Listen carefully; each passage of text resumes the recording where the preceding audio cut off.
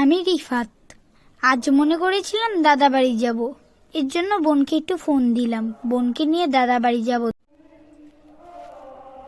হ্যাঁ হ্যাঁ রিয়া, কি হয়েছে? বোন, অনেকদিন ধরে দাদা বাড়ি যাই না, এর জন্য চল আমরা দাদা বাড়ি যাই। ওকে ভাইয়া। আসলে তো ও জায়গা দিয়ে যাচ্ছি, ঝোপঝাড় দিয়ে বাস এগিয়ে যাচ্ছে।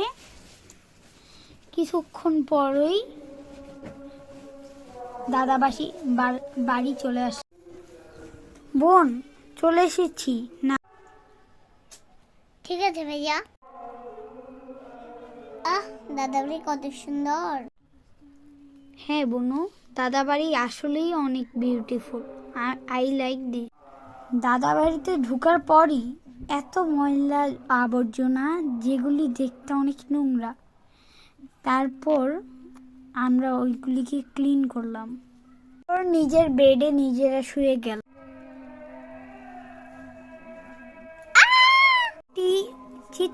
অনেক ভয়ঙ্কর চিৎকার আসলো আমার। তারপর আমি দৌড়ে গেলাম সেই দিক ছুটে।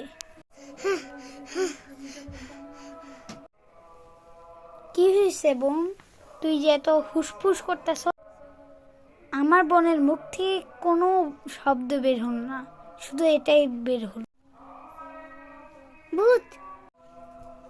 আমরা সেই বাড়ি ছেড়ে সঙ্গে সঙ্গে চলে গেলাম বাসায়। আর কখনো আমরা ওই বাড়িতে প্রবেশ করি না। আর ওইটাকে হন্টেড বাড়ি বললে ভুল হবে না। আজকের পর্যন্ত এইটুকুনি। সবাই ভালো থাকেন, সুস্থ থাকেন। আল্লাহ হাফেজ।